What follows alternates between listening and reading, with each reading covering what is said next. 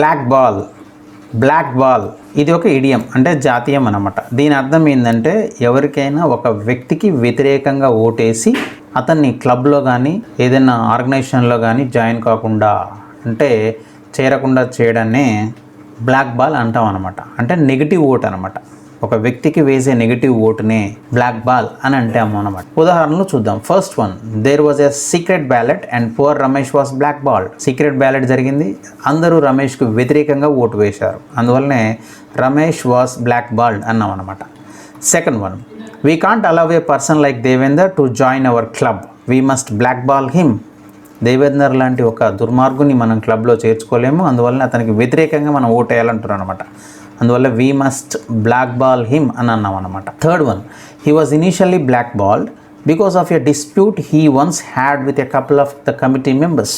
గతంలో కమిటీ మెంబర్స్తోని అతనికి గొడవ ఉన్నది, అందువల్లనే అతనికి వ్యతిరేకంగా ఓటేసారు స్టార్టింగ్లో, అందువల్ల ఇనీషియల్లీ బ్లాక్ బాల్డ్ అని అన్నాం అనమాట. Fourth one, Radha's husband was blackballed when he tried to join the country club.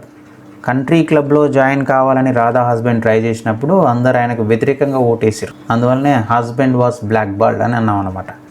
Fifth one, after he cancelled that concert his manager blackballed him. Now no record company wants to produce his album. ఒక పెద్ద కన్సర్ట్ను ఇతను వదులుకున్నాడు అనమాట. So manager కోపం వచ్చి అతనికి వ్యతిరేకంగా ఓటేసిండు. So అందువల్ల అతన్ని ఏ ఇతర కంపెనీ కూడా అతని ఆల్బమ్ను రిలీజ్ చేయడానికి ముందుకు రావట్లేదు అనమాట.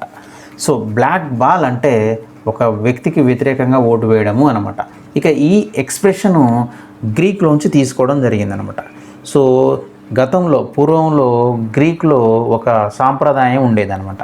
ఒక వ్యక్తి ఒక క్లబ్లో కావచ్చు, ఒక సొసైటీలో కావచ్చు, ఒక సమాజంలో కావచ్చు జాయిన్ కావాలంటే సీక్రెట్గా ఒక ఓటింగ్ పెట్టేవాళ్ళు అనమాట. ఆ ఓటింగ్ ఏంటంటే ఆ క్లబ్ మెంబర్స్ అందరూ అక్కడ ఉన్న రాళ్ళు, చిన్న చిన్న రాళ్ళు, రౌండ్గా ఉండే రాళ్ళు ఉంటాయి, తెలుపు రంగు నలుపు రంగు ఉండే అనమాట. ఒక్కొక్కరు ఒక రాయి తీసుకొని సీక్రెట్గా వెళ్ళి ఒక డబ్బాలో వేసేవాళ్ళు అనమాట. సో అలా ప్రతి ఒక్కరు కమిటీ మెంబర్స్ అందరూ ఆ డబ్బాలో వేసిన తర్వాత ఆ డబ్బాలో రాళ్ళన్నీ కింద పోసి చూసేవాళ్ళు అనమాట.